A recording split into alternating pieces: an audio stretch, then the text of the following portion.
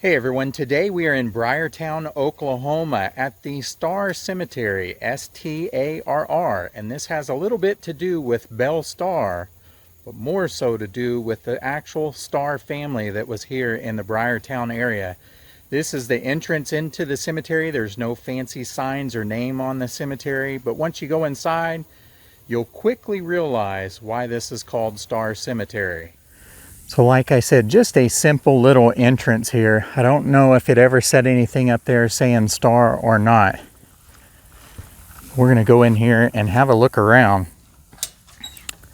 This is a pretty well maintained cemetery. You might not think that just because of the height of the grass right now, but we have had some rains out in this area, and they'll probably mow it another time or two before the end of the season, but there won't be many more mowings.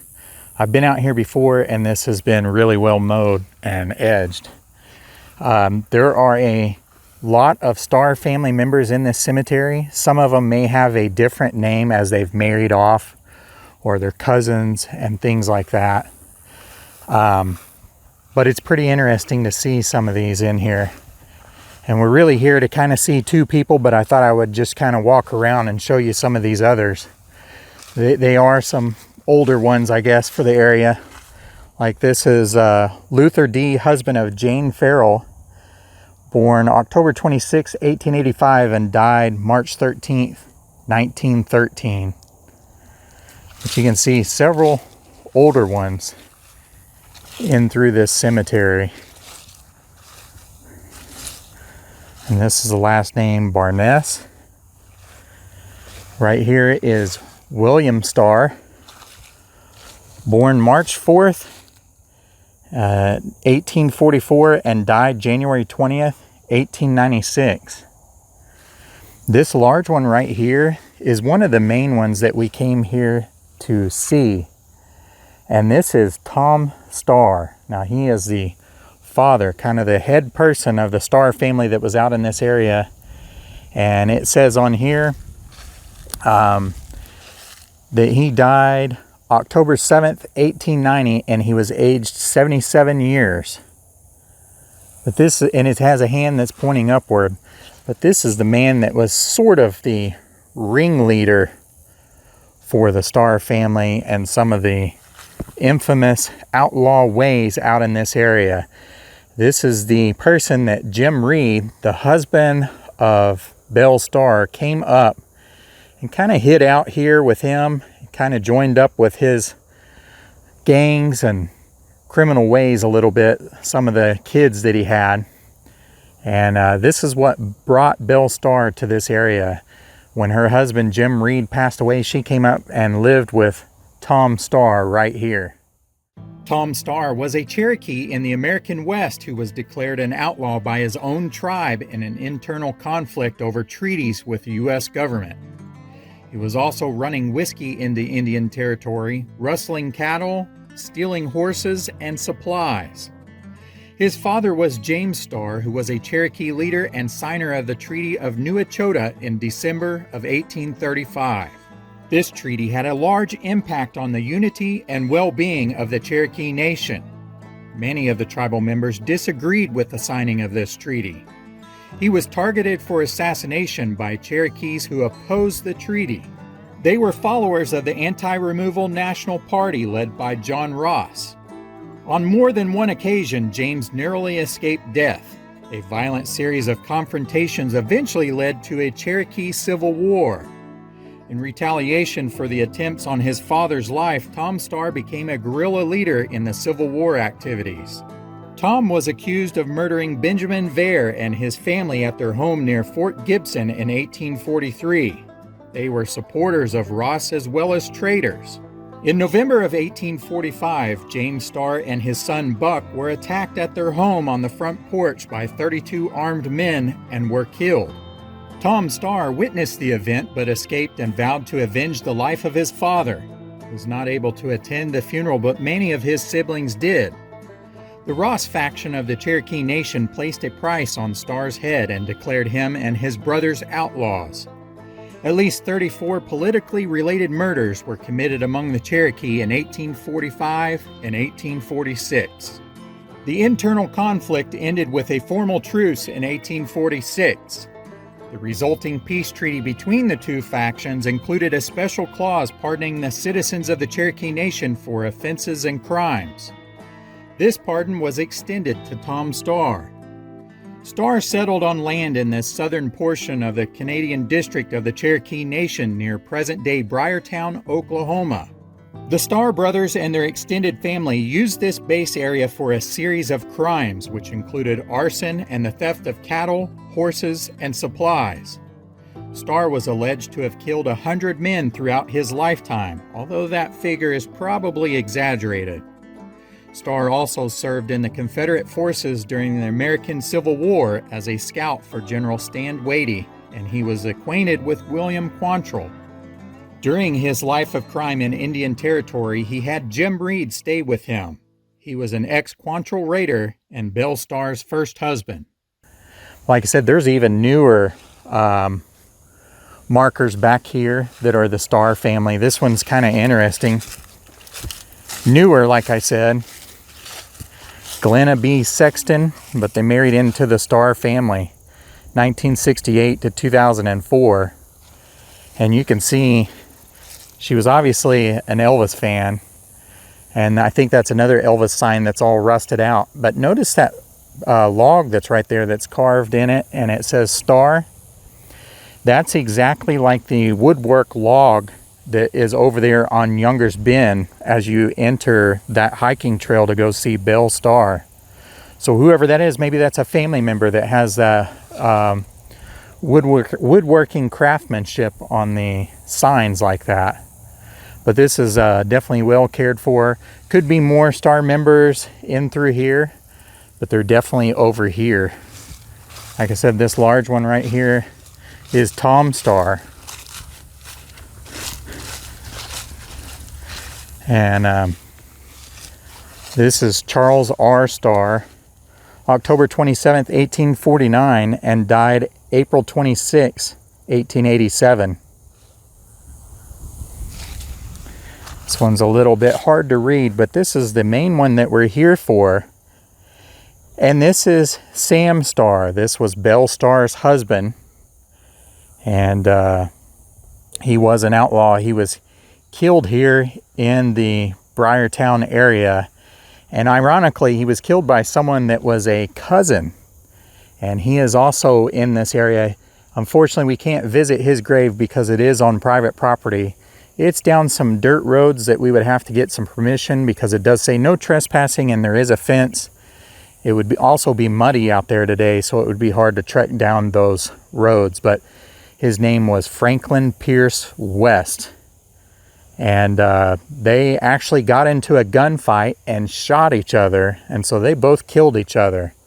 They're buried in separate cemeteries, but from what I understand, they are cousins. But this is Sam Starr. A little bit of growth on there, so it's a little hard to read, but yet you can read it, maybe more so in person than on camera. And it says November 4th, 1853 to December 17th, 1888. And it says, love, you are near me, and yet as far as the round earth is from the furthest star. And I think that's a J there, Daly, D-A-L-Y. And it also has a hand that is pointing up. Sam Starr was an Indian Territory outlaw. He married Belle Shirley Reed in 1880, and she became Belle Starr. Belle met Sam through staying with his father, Tom. Her previous husband, who had been killed, Jim Reed, was also an outlaw and was associated with Tom Starr. He often hid out there, and it was through his association that Belle came to stay with the Starr family. When Belle married Sam, they settled on Sam's 62 acres of land, which was eventually named Younger's Bend. There she harbored outlaws and was found guilty of stealing horses. It has long been debated on whether or not she did more than just steal horses. Sam most certainly continued this life of crime. He was wounded by tribal police and then nursed back to good health by Belle. Belle convinced Sam to turn himself in to Judge Parker's court in Fort Smith, Arkansas, so that he could avoid more harsh punishment by the tribal council. He did so, but was killed in a gunfight on December 17, 1886, 2 months before his court date. He was killed by his cousin law officer, Franklin Pierce West. Both men killed each other at the same time. This left Belle a widow once again. However, Belle married Sam's adopted brother, Jim July, so that she could keep the land and her home on Cherokee land. This one right here is pretty neat. This is Starr, Frost Starr, born May 10th, 1848, and died April 24th, 1896. Not lost, but gone before is what it says. Just kind of a flat area. And there's another Starr family member right back here.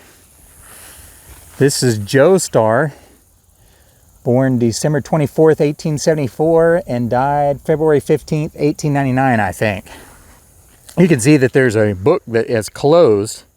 The back side of the book, like the whole book is finished, the life is finished. And then there's a star on there, of course, for the Starr family.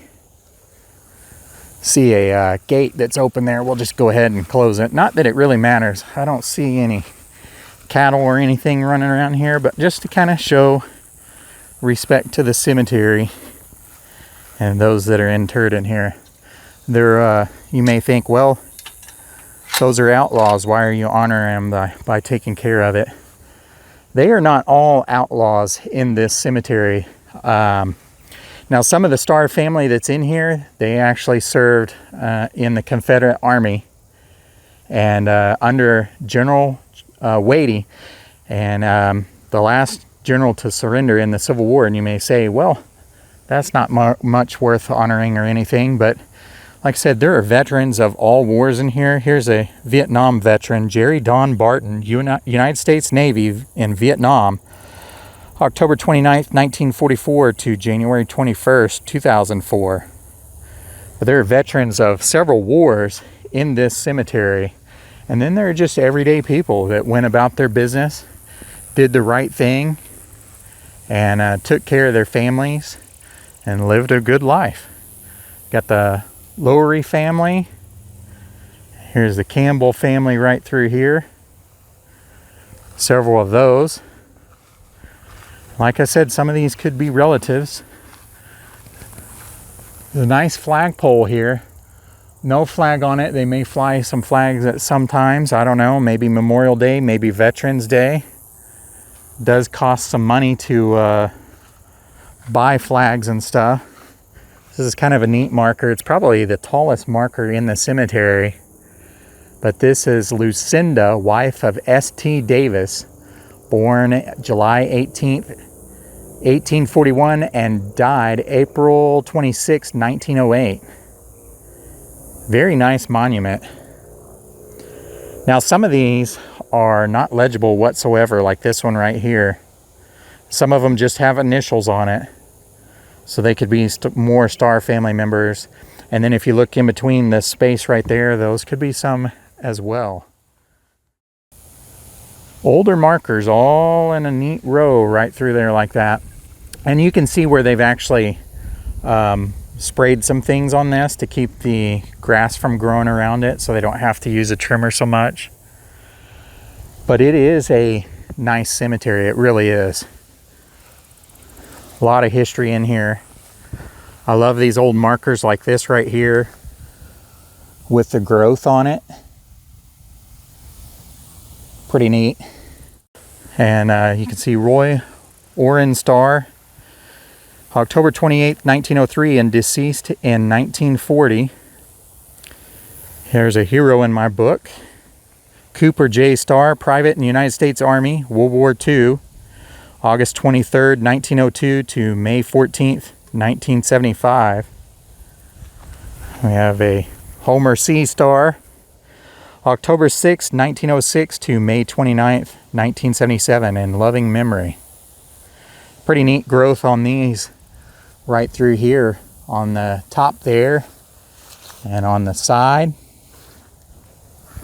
We have a Paul Starr, April 19th, 1907 to October 19th, 1993.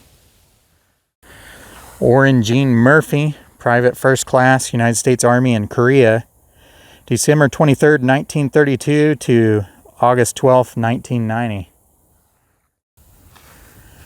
It says grandmother was Lucy Starr Manis. Grandfather was Elsie Manis. Aunt is Irene Black. Susie Brohoer is the mother. And great-grandfather is Tom Starr. Uncle is Zane Black. So this one's grandfather is that large monument over there, just to kind of give you a reference of where we are at. And that last name is Two Feathers, Donovan Two Feathers, December 25th, 1953 to August 24th, 1996. May we soon meet in God's kingdom, loving father and husband. So like I said, different last names in here throughout the whole cemetery, but a lot of them are Starr family members. This is just kind of a homemade marker, and you can kind of see Starr up there. The dates are not too legible. Bramer is what that looks like. Here's just a regular cinder block marker. No name on it at all, but obviously someone's final resting place. And this is black right here. And we have maybe Zane Edwin or Edward. I don't know which that's the abbreviation for. 1916 and 1972. Has a lot of growth on it, but like I said, I'm a fan of growth like this. I love seeing stuff like this, so I don't take it off or anything, and it's also up to the family. And I think this cemetery is maintained by Starr family members somehow, but the wife's name is Irene. You can still read it. January 23rd, 1914 to January 31st, 1990. This is pretty neat right here. Kind of a old farm wagon wheel type thing right here. All metal. But then a bright colored cross, that teal seafoam green, I guess you could explain it as, with a bluebird and a cardinal on it. Lots of flowers. This cemetery is well visited, like I said. It's usually well maintained. Just, we've had a lot of rain. My shoes are actually wet. The grass is so wet. And this one has a nice pink cross, butterflies, rocks, and coins. Rebecca Ann Harton, February 3rd, 1976 to September 25th, 2014. And on there at the bottom, it says, "Gone fishing with Daddy." We have a little youngster right here. Little pink cross. And then this right here, husband, dad, papa, son, and brother. Has him fishing, and then there's a deer hopping over a tree limb or log. Right there, either in the sunrise or the sunset. James Matthew Dolphin Morris. Not sure what the reference is of Dolphin, why he got the nickname, but there's a dolphin at the top. March 17th, 1949 to December 8th, 2003. Lots of little trinkets and tokens of remembrance, from rocks to a dump truck to a little shell with dolphins, world's greatest grandpa, and of course, Mary and Joseph with a baby Jesus and an angel up above. Little flowers, little crystal bird right here. Pretty neat to see it all visited like that. James A. Tinker, United States Navy, September 19th, 1964 to May 15th, 2003. Loving, kind man and father. What's interesting about that is the last name Tinker, and we have an Air Force base that is in the Midwest City, Oklahoma area that's named after a General Tinker. Now that was a famous general that went down, and his body has been lost, but an Air Force base has been named in his honor. He does have a headstone, but it's basically just a cenotaph that's there in the cemetery. It doesn't actually have a body, but it's in Pawhuska, Oklahoma. Tinker was Osage, so that's what's interesting about this, is I don't know if this Tinker has some Osage blood and Cherokee blood, or just straight up Osage, I don't know. But the name Tinker stands out here in this cemetery because it's not a name that you would expect to see here, since it is Osage and this is a Cherokee area. This is interesting right here. Judy Ann Hornet, November 27th, 1946 to September 9th, 2010. And she was obviously a nurse. You can see the RN symbol there. She clearly loved angels. You can see it on the actual marker. Lots of cherubs, angels, little frog there, and a bear saying critters welcome, rabbit. These are well visited right there. Another hero right here, in my opinion, says in memory of Theodore E. Lowry, Sergeant First Class, United States Army in Korea, April 26, 1928 to November 2nd, 1950. I would bet that there is a story behind that one right there. A lot of history in this cemetery, both with, you can see some of this rooting around. This is most definitely hog damage right here.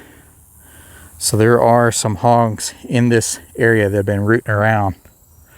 And hopefully they're not smart enough to come in the cemetery like that, open the gate. Hogs are pretty smart though.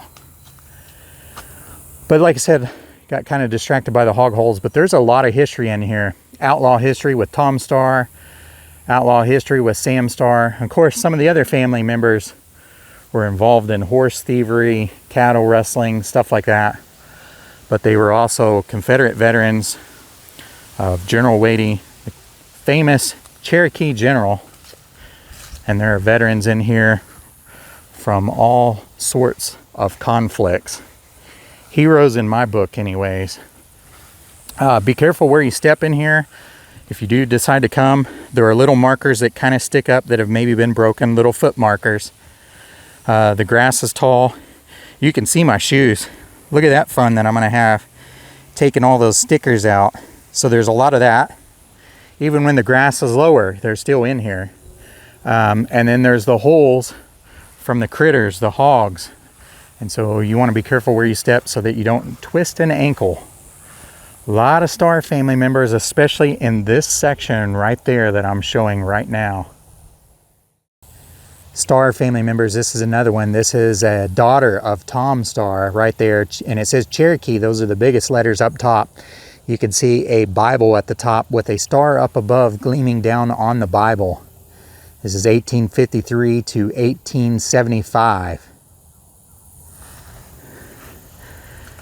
Catherine, wife of Thomas Starr, died July 4th, 1884, age 68 years, I'm sorry. This one's pretty interesting. There's a foot marker on the right that's upright and another foot marker that is laying down. But this is children of J.L. and N.R. Wassom, W-A-S-S-O-M. You can see where that one's kind of leaning. The ground has gotten moist. And this is kind of sloping down just slightly. It says last name Middleton, 1825, and died in 1887. You can see there's a Mason symbol at the top.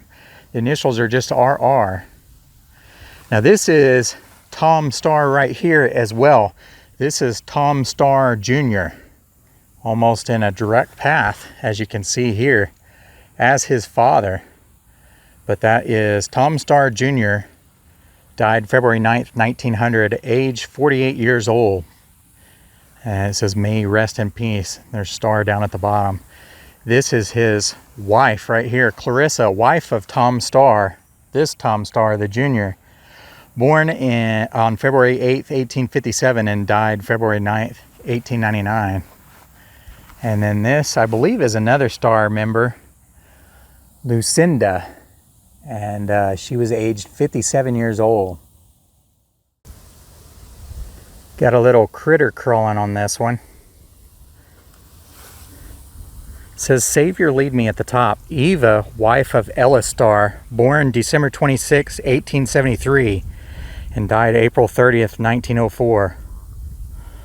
A lot of growth on there.